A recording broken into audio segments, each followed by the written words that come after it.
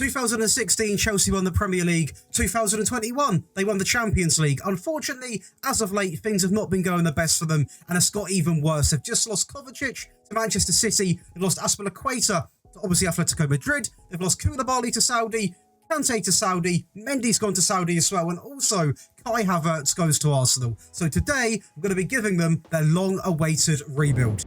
So it begins here then on the club info tab, and as you can see, we've got some key players here. Obviously, that being Raheem Sterling, being the actual key player. Madueke, the hot prospect. We've got Romelu Lukaku as the vice captain, who I don't plan on keeping around for too long, and also the captain being Thiago Silva. In terms of the actual facilities, though, we can't complain. We've got 5-star training, 5-star youth facilities, 4.5 junior coaching, and also 4-star youth recruitment. In terms of the prediction, we are predicted to finish third in the first season, which I don't feel is too bad. Now, obviously, we are playing on the up-to-date database, so we have lost those key players, which we will go over in a moment.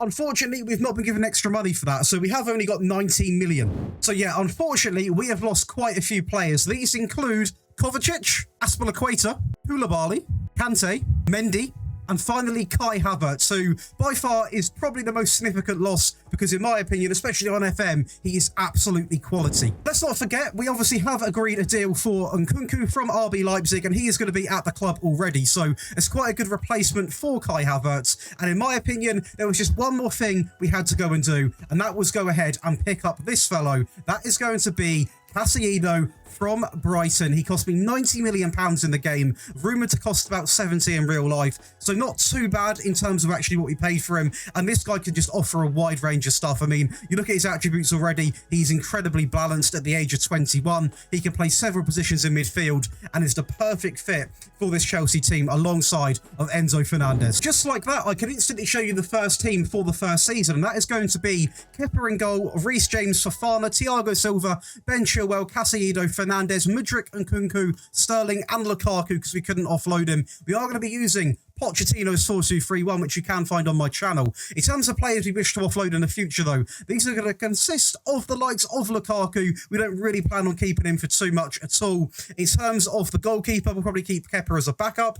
I am trying to offload Pulisic, Aubameyang, Brozier at some point, possibly Conor Gallagher, Malang Sarr, I'm not a big fan of either. There are some real big players, but realistically, the ones that I want out the door the most are Pulisic and Aubameyang. In terms of the actual schedule that we've got for this season, it's not too bad. I mean, I must say it's quite a tricky start. We've got Manchester City and then Arsenal in the first two games, but then take on Brentford, Wolves and Everton. So if we do get off to a bad start, we should be able to bounce back against these three teams here. Obviously, we've got a Carabao Cup second round game within that mix as well. Quite an easy September month, should I say. We've got Sheffield United, Fulham and Luton. That's quite a friendly month for the year. That is October. Again, not too bad. We do kick things off with Liverpool at home. Then we face Aston Villa, Nottingham Forest, Burnley in what I would say are three very winnable games. Newcastle could be a bit of a tricky one depending on who they sign. Crystal Palace away. No one really likes that fixture because you never know who's going to turn up. In terms of November, it's not too bad. Brighton away could be a tricky one. Obviously, a bit of a derby at home against Tottenham as well.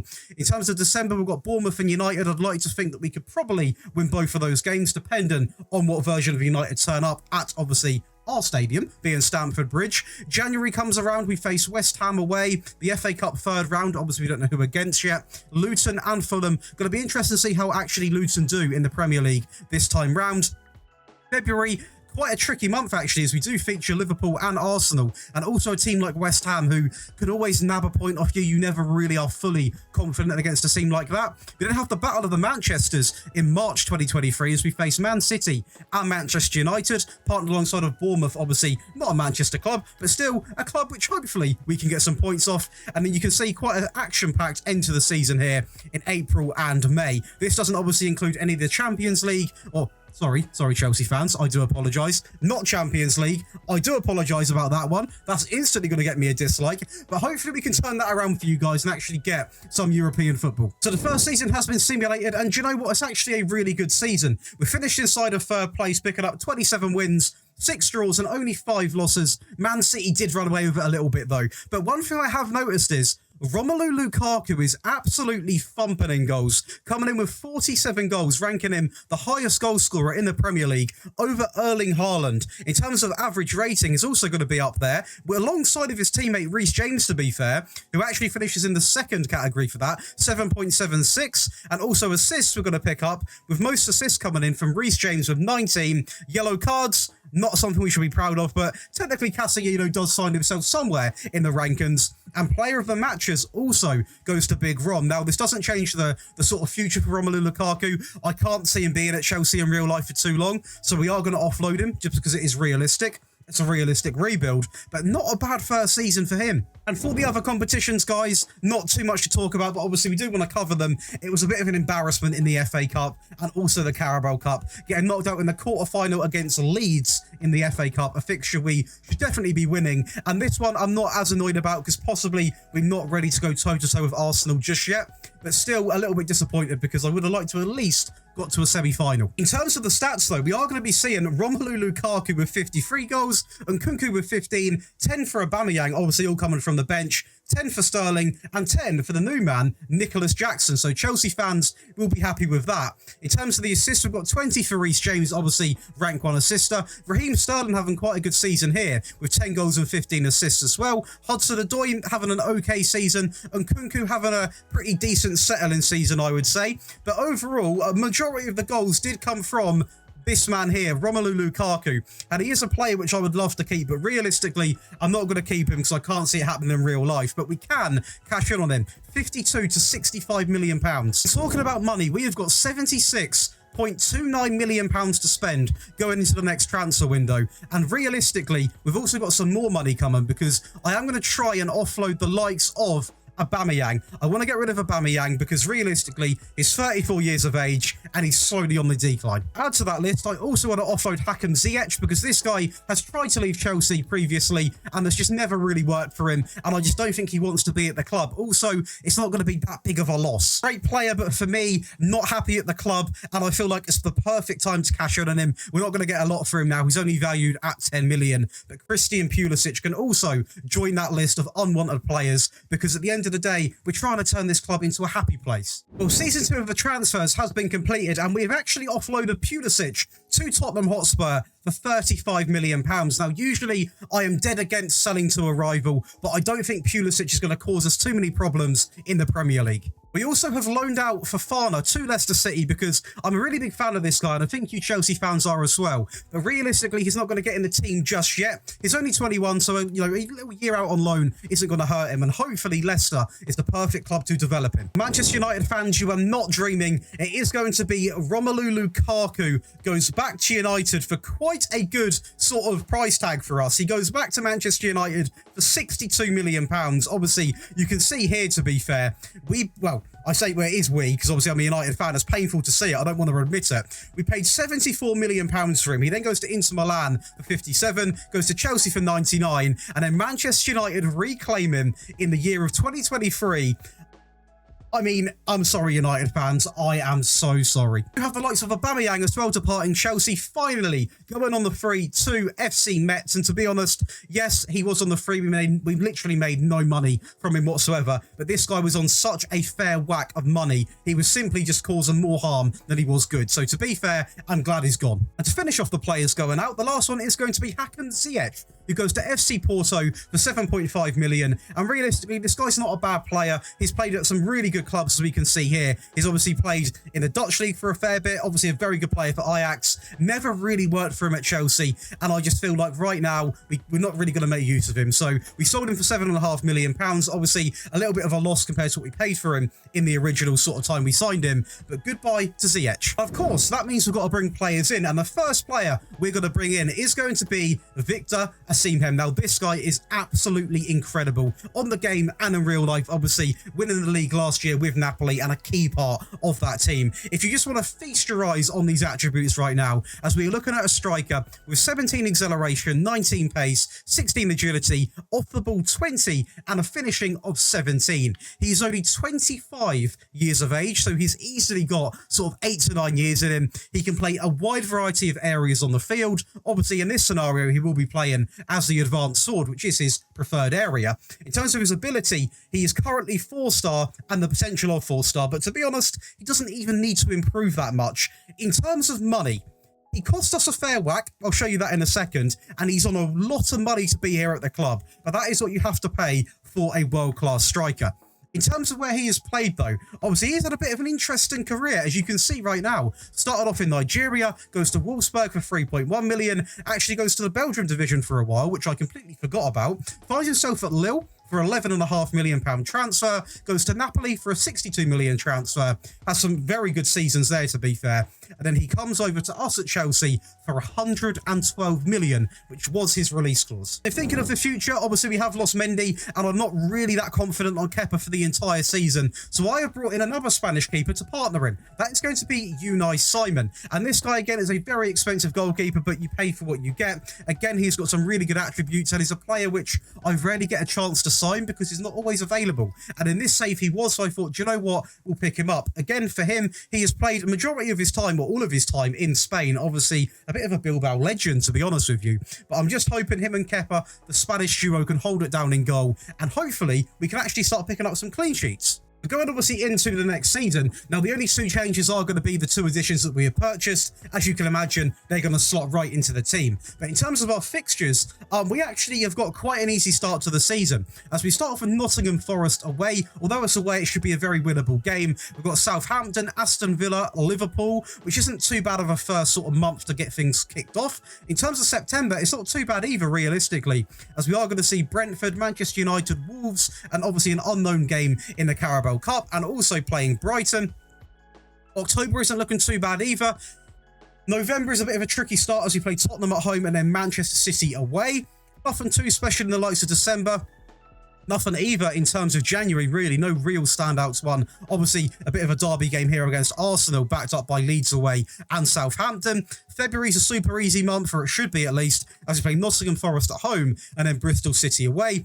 And March, we face Newcastle and Tottenham. Quite a couple of tough games back-to-back. Then Bournemouth and Fulham. And the last month is a little bit of a tricky one, potentially, in May, as we face Liverpool at home, Aston Villa away, Manchester United at home, and Brentford away. And I believe in that month there, a couple of teams which possibly could beat us, and also Brentford, who might be able to nab a little point from us, depending on how we sort of turn up. But realistically, I'm really hoping these two signings can make the difference. We brought in a world-class goalkeeper and a world-class striker, two things that Chelsea really do need in real life. So let's go over and see how we done. So the second season has been simulated, and there is clearly some progress, as now we finished in second place. Manchester City win the Premier League again, though, making that back-to-back seasons. Manchester United and Liverpool finalised the top four. In this season, we won 23, drew 7, and lost 8. So if we can remove a few of those losses, possibly we could be a little bit more competitive in Manchester City. But hopefully, as we carry on building this squad, we can obviously be a lot more competitive.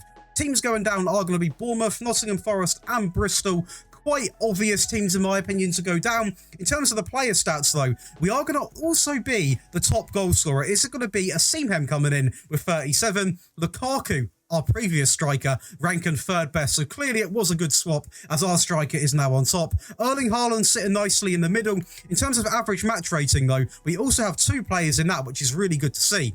Seamhem with 7.7 and Nkunku coming in with a 7.64. And in terms of assists, we are curating for absolute fun. Raheem Sterling with 19 and Nkunku with 18. Hudson-Odoi with 15. And we are picking up some really good stats here. In terms of the actual clean sheet stuff, we're not there just yet. I do feel like that is an area we need to focus on, because we're not the best when it comes to that defensive side. It's also very nice to see in the competition screen, we have not come away empty-handed with this season, as we do win the English FA Cup, with Seamhem obviously being the top goal scorer. Also getting to the semi-finals of the Champions League, by the way, where unfortunately we got knocked out against Real Madrid, but that is a massive improvement on what we obviously done previously, because the end of the day, I say that previously, obviously, we weren't in the Champions League, but in the English Cups, we weren't anything realistically. At least now we've actually come away with a trophy, and that is going to be a 4-3 win against Manchester United. So Lukaku played us in a final in his first season after getting sold. He could have proved a point, and he didn't. To be honest, guys, the stats are absolutely incredible. We've got Victor Osimhen coming in here with 60 goals, and Nkunku lighting up the division as well with 27, and Raheem Sterling coming in with 25. And it's not just goals these guys are offering. Raheem Sterling also contributed with 25 assists, and also Nkunku coming in with 27. So these two players especially, well, these main three players here are putting on a real display. And for the next transfer window, we have got £121 million. So quite a bit more than what we had, obviously, in the previous window. And I believe this is enough to really turn this team around and sort of finalise what this team could look like for the rest of the rebuild. Because we obviously want to stay within realistic signings. And that's exactly what we're going to be doing. In terms of the players that I have got sort of plans for, though, we're going to look at the contract expiries. I don't really want to offer anything for these two players here. That is going to be Lucas Bergstrom and also Ethan Ampadu. In terms of the players that have got expiring contracts coming up, I'm obviously going to look at these three players here. I'm not that fussed, obviously, on this one, or Malang Sarr, or even Marcus, to be honest with you. So, potentially, we're going to have 5 players here that are going to go on the free. Of course, I'm going to try and sign them anyway. But realistically, these 5 here, I do not plan to be at the club for much longer. Well, the third season has been done, guys, and actually no players do leave. Even the players that were out of contract, and I'm not going to offer, are all now out of contract players, but none of them have been picked up. So they're still technically at the club, just I'm not going to register them, and they can leave whenever they wish. But in terms of players we have brought in, the first one is going to be a centre-back. That is going to be Mark Guahai, coming from Crystal Palace. A very realistic signing, has been linked with them in the past, and this guy is absolutely incredible. Got good potential. 24 years of age, and already has some very good attributes, and I feel like it sort of fits into Chelsea's signing. Obviously, he'd be a great partner alongside a Colwill. We've got some really good options at the back, to be honest. We've got Fofana, we've got Badashil, we've got some really good players at the back. And then we turn to Lavia. Now, this guy, obviously, previously of Southampton. A bit different on here, though, as this guy actually goes to Bayern Munich, as you can see right now, from Southampton to Bayern Munich for £20.5 million, where we then paid £36 million just a couple seasons later. But realistically, this guy has got a lot to offer. If we look at him here, it's just you're paying for a very versatile midfield player. He can play anywhere in the deeper part of midfield and a little bit upwards, as you can see here on the left of your screens. But in terms of where he is going to be playing, he is going to be playing more in this area here. And these are the attributes you can expect from him. He is absolutely rapid, great passing, great vision, great teamwork. And again, you're paying for the fact he's 21 years of age, so he's got really tons of potential. He's already an elite midfielder, and he's still got room to grow. There's not much to dislike about this guy. Just have a little look, because we didn't last season. This is going to be what the team looks like, filtered by the best 11. And surprisingly, Hudson-Odoi actually gets in there ahead of, you know, Jackson, Broja, Mudryk, Madueke. Now, I'm doing everything in my power to give the likes of Mudryk and Madueke a chance to really shine in this team. I'm not signing any wingers. I've not signed any wingers just of yet, and I'm really hoping that they can really start to prove what they're about. Obviously, we've got Lavia and the new centre-back coming in as well, which aren't going to fit into the team right away, but there could be a world in a few years where we see Lavia take over Fernandes and partner alongside of Caicedo, or even the other way round, so that's going to be quite exciting as well. This team on paper can go up against anyone, in my opinion. Going forwards, the only positions that possibly we might strengthen are going to be possibly a better fullback than Ben Chilwell. He's obviously getting older, and in terms of the way that he is okay. It's nothing special, nothing like ridiculously good. And I just think maybe we could try and bring in like a Theo Hernandez, somebody like that. But that's for the future. Finally, the third season has come through, the fixtures that is, and we are clearly going to be in America for pre-season, which is quite interesting as we take on 4 very different American sides. We then face Manchester City in the Community Shield on the debut game of the official season, so that's going to be quite a tough one. I imagine their team is going to be quite good still. Pep Guardiola's still in charge. Tactics, they have got Edison, Kimmich, Diaz, Laporte, Cancelo, Rodri, De Bruyne, Kovacic, Silva, Rodrigo, and Jack Grealish. And if that's not enough for you, they have also got Kyle Walker still. They've got Alvarez, they've got Delap, they have got Phil Foden, Cole Palmer out on loan, Erling Haaland, how can we forget about him? Riyad Mahrez is still here, and also it is going to be anyone else. Calvin Phillips is still at the club, which is quite nice to see, and at least he's out on loan getting some game time. In terms of the schedule though, we have got a bit of a mixture of teams here, as we are going to kick things off with a very easy game against Southampton away. We then take on Leicester and Man City. Man City again, so we play Man City twice in the first month, which nobody wants to do. In terms of September, it's not a bad month for games at all. Quite an easy one apart from Arsenal potentially. October comes and that should be 3 very winnable games. We then go over to the likes of November. We take on Leeds, Newcastle, Tottenham and Norwich. Again, a couple of tricky ones maybe in there, Newcastle and Tottenham, but I would like to think we can at least win 3 out of the 4. This is a very big month here in December as we take on Stoke back into the Premier League, and it's only right we have a very quick look at their team. I'm going to be honest, I don't know too many players in that team. Obviously, I know who Edwards is. I'm quite a big fan of him, to be fair, but realistically, it's just good to see Stoke back in the Premier League. It's an absolute iconic statement. We then go over and obviously play Aston Villa, Manchester United, Southampton, Liverpool, Arsenal, Brighton. So, I mean, we've got some good teams in this month of December. Obviously, United, Liverpool and Arsenal all in the same month. Going to be a very tough month in December. In terms of January, again, a couple of really good teams towards the end as we actually play Liverpool and Man City back to back. Not many days apart either, only a week apart. Both away fixtures as well. February isn't too bad, nor is March, nor is April, and nor is May. So after January, the rest of the year isn't actually too bad.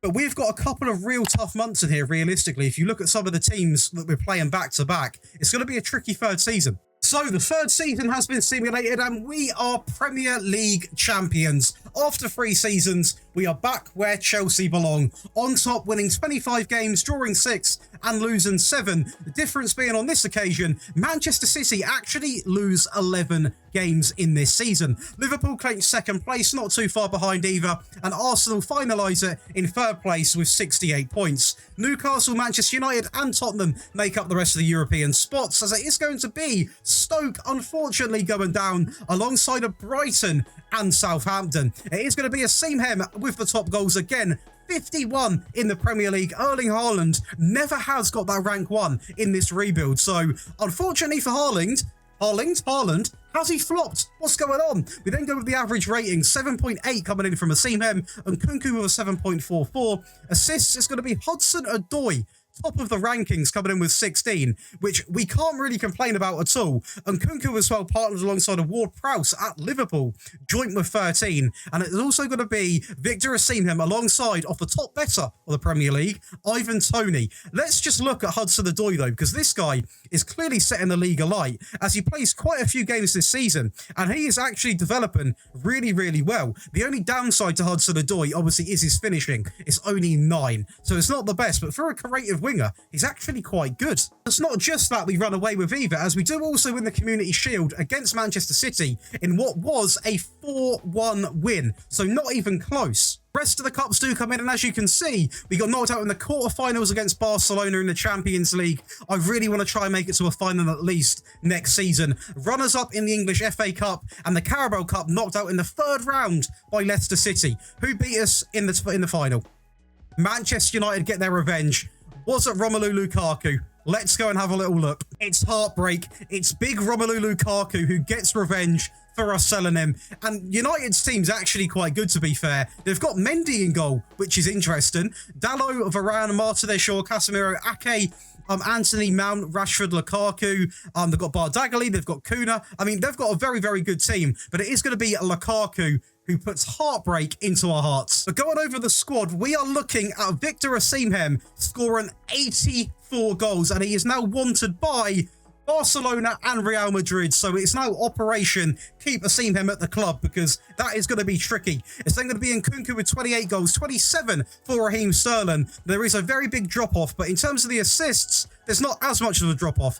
Hudson-Odoi ranking 1 in assists with 22, Nkunku with 21, 19 for Raheem Sterling, Reece James with 11, and 11 also for Romeo Lavia, who had quite a good first season. The next season, we have got £61.34 million £61 million to spend going into this fourth transfer window. But alongside of that, guys, we are now going to look at some of these players that we want to try and offload. Now, I'm looking very closely, and the squad is getting smaller, so I am going to try and bring in more of a bulk load of players just to bolster this team a little bit and give us some really good depth. So obviously, we have lost a few more players, you can probably already imagine. But we are going to try and offload this guy here in Marcus because he's just not really got any chance of being in the team.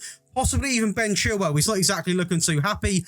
Conor Gallagher, Brozier, just a few of the players that possibly we can look to offload if we can get better replacements in those positions. So let's go over to this fourth transfer window and see if we can improve. So I'm going to show you all of the players that went out. As you can see here, there's quite a big list, but there's no one of real significance, to be honest with you. A load of them going out on the free, and obviously just a couple of them going to Borussia Dortmund, one of them for 1.3 million, and it's going to be Burso going to Almeria for 1.4 million. Nothing too drastic though. In terms of players coming in though, the first one is going to be a backup right back in Max Aarons, a player wanted by Barcelona, and this guy is a real good signing of mine. I'm a very big fan of signing him when and if I can, and realistically, he's a very good fullback who potentially could even take the fight to Reece James. He could also cover left back if needed. Very rarely we're going to need him to do that, but it's always handy to know he can. In terms of attributes, he is absolutely incredible. He's a very quick fullback with great anticipation, great composure, good concentration, good determination,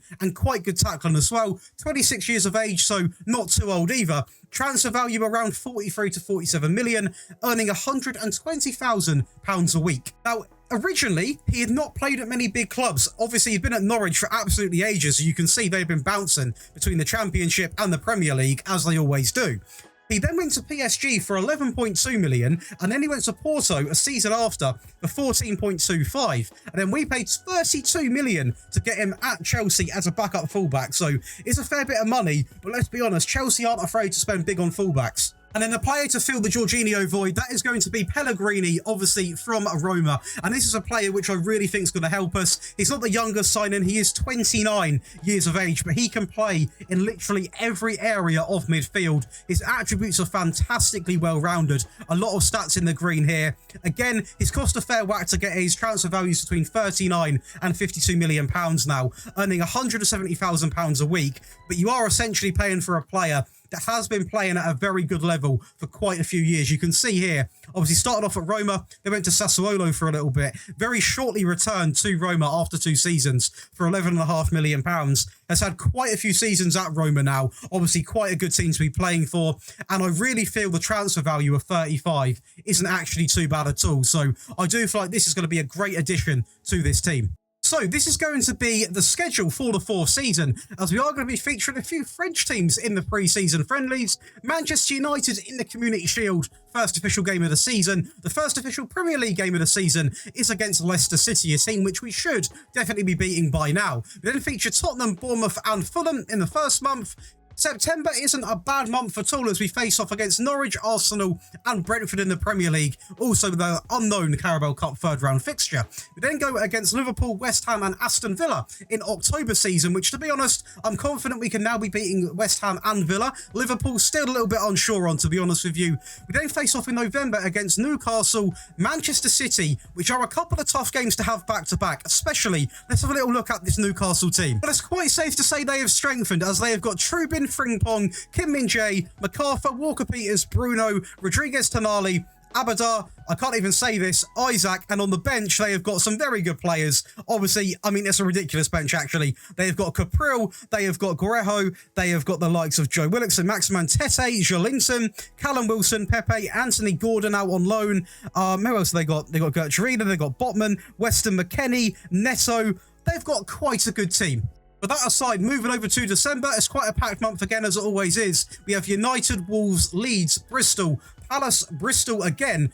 It's quite an interesting fixture. And Liverpool on the last day of December, on the last game of December, at home against Liverpool. January comes around, we face off against Brentford, Villa and West Ham, so that should be quite a comfortable month. February comes around, we face against Tottenham, Leicester, Palace and Leeds. Again, that should be quite a comfortable month, potentially Tottenham, but hopefully we're at a point now where we can comfortably get over that line every single time. And the rest of the year, to be honest with you, doesn't look that intimidating at all. Not any of the months. I mean, this one possibly. I always don't like this combo. Newcastle and City are never nice to play back-to-back, but I'm confident with the team now. The team's looking really, really strong. And I'll give you a little refresher of what that looks like. So this is going to be the team filtered by the best 11, and it is going to look very similar, but it is actually going to be Pellegrini getting in ahead of Caicedo now. Lavia remains on the bench, but I'm sort of hoping that Pellegrini can rotate this position and doesn't purely dominate it, because obviously Caicedo was going to be the real star boy. He's the man on the cover, so hopefully he doesn't take up all the game time, as Pellegrini was more brought in to cover on Kunku in this position here. But let's go over and see what happens.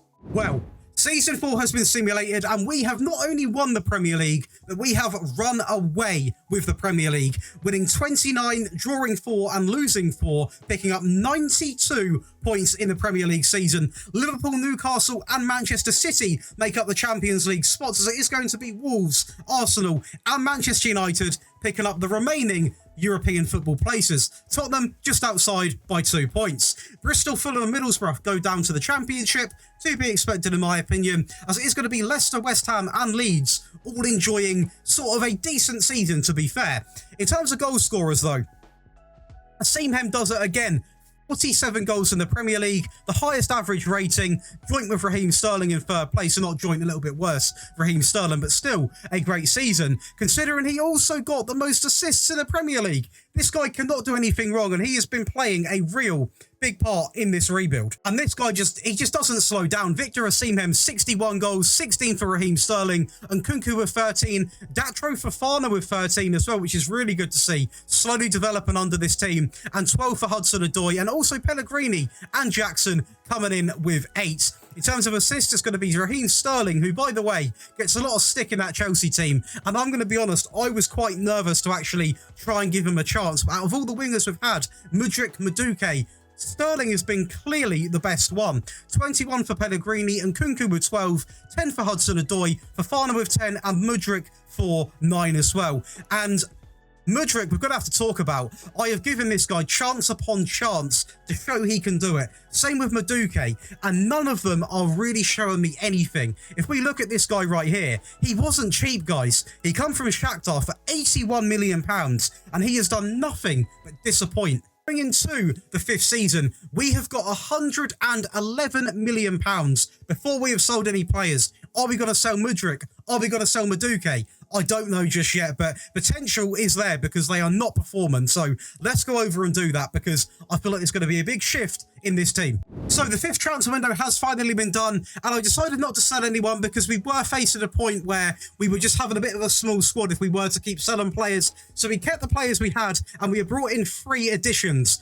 Can you guess who? Try and predict in the comments now, but the first one is going to be Adam Holzek. Now, this guy here is a very versatile player, and that's exactly why we have brought him in. Realistically, he can play anywhere in the front 3. Priority, though, on the left is going to be the main focus, and also, in our scenario, actually a backup striker. We also are going to be looking at his attributes here. 17 acceleration, 16 pace, 16 finishing. He's an absolute monster. Not going to outperform the likes of Osimhen, but he is a fantastic backup shout. We then go over to Borussia Dortmund and pick up Amar Dedic. Now, this guy is going to be Ben Chilwell's replacement. I've literally just seen he's actually gone on the free. He was only valued at 3 to 4 million anyway, but this guy is going to be a better option because he can play not only on the left, but on the right. He's 24 years of age. He has got really good potential, and also his attributes are really, really good. He's absolutely rapid. His tackling is okay. Possibly we can work on that a little bit, though. Great determination, and realistically, we've already got a good fullback anyway. We've got Cucurella, who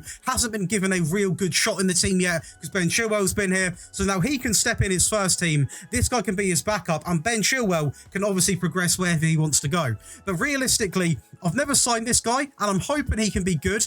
Judging by his attributes, he's going to be quite a good signing. And then the last player is going to be a luxury player. That is going to be Florian Wirtz. Obviously, it's giving me strong Kai Havertz vibes. Hopefully, this one works out a little bit better. But he reminds me of Havertz in so many ways, as you can probably picture. But to be fair to him, 24 years of age, obviously he is a very hot talent in this game and in real life. He's already an elite attacking midfield player. He can play not really anywhere else apart from that area either, so it is a bit of a risk. Him and Nkunku are going to be battling out for those positions. He's got fantastic attributes. His key ones are going to be the dribbling he does, his first touch. He's a very technically gifted player. In terms of his history, he's actually played majority of his time, obviously, or all of his time in Germany for some really big clubs. Obviously, Köln, Bayer Leverkusen, which I class as a big club. He was there for years. He then went to Bayern for £68 million, where Bayern eventually turned out a £2 million profit as we pay £70 million for Florian Wirtz. And I'm hoping this team can be, well, hopefully, wins us the big Champions League. So we have finally got the schedule through for the 5th season,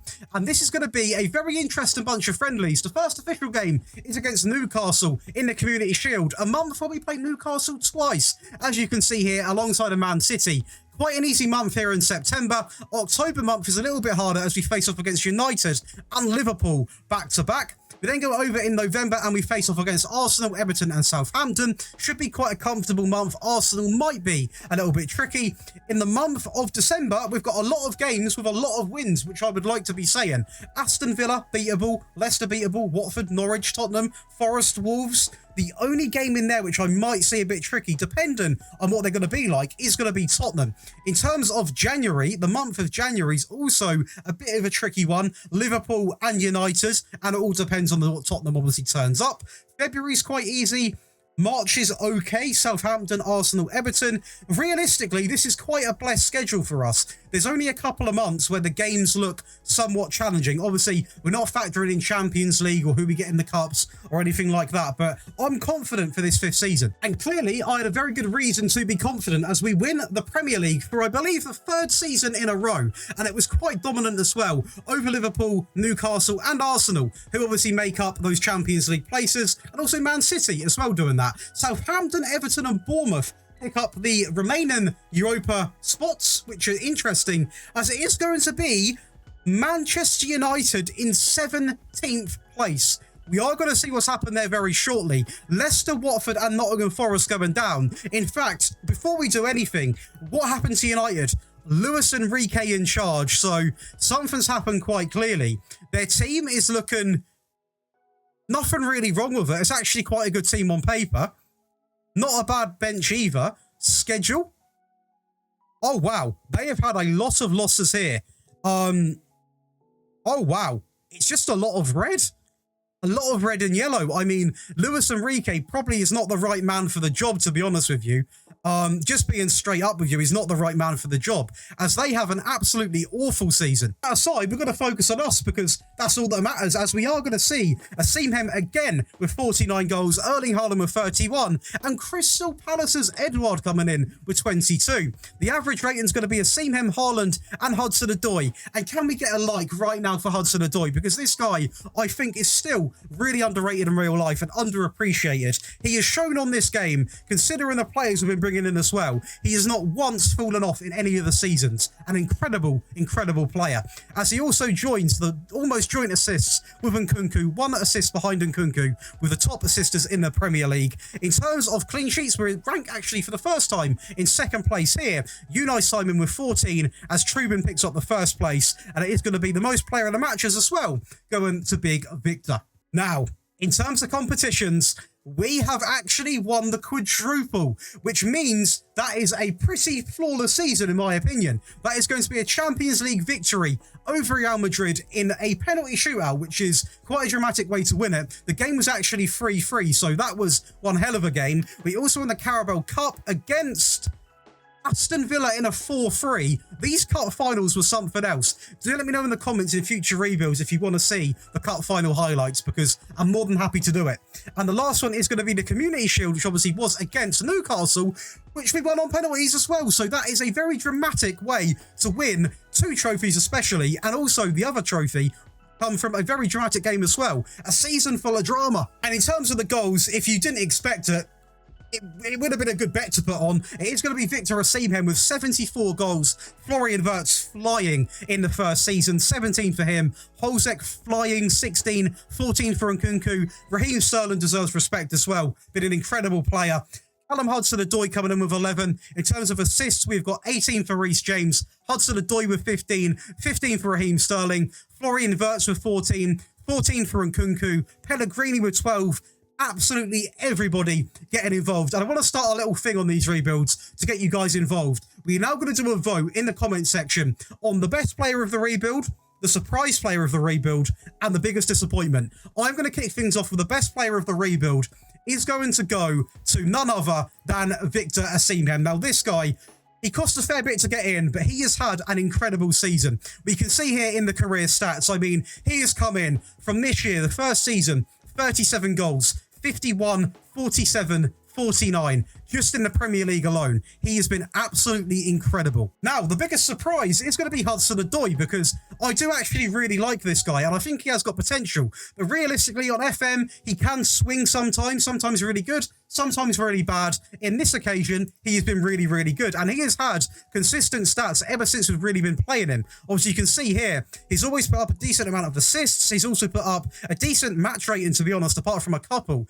And I just feel like he's been good enough to always be filtered into that best 11. So for me, he would be the surprise package. And the biggest flop, and I'm sorry, Chelsea fans, I wanted this guy to be impressive. I really wanted him to be the business, but he simply wasn't. As we are going to see now, it is going to be Mudryk, and this guy just didn't have a great season. I mean, not at all. Any of the seasons, the most amount of goals he got was, I believe, 4, which is shocking.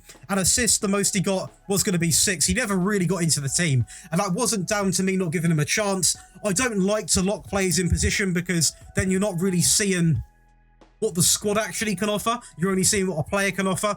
He simply wasn't better than Hudson-Odoi, and that is nothing but a disappointment. Realistically, over at Chelsea, in this 5-year window, we have had an incredible time. I mean, 2024 season, we won the FA Cup and also the Community Shield. 2025 season come around, we won the Premier Division and also runners-up in the FA Cup and the Community Shield. In 2026, we won the Carabao Cup. Runners-up in the Carabao Cup, sorry. We won the Premier League and also the Community Shield. And the 2027 season, the big one, we won the Carabao Cup, the Premier Division, and also the UEFA Champions League. So this has been a very successful season in my eyes. Do let me know in the comments what you think of this rebuild. And was it realistic? In my opinion, I think it was. I don't think there was any really unrealistic signings. But if you guys have enjoyed today's rebuild, please do leave a like on the video, subscribe to the channel and turn on notifications, and get commenting right now on what team you want to see next.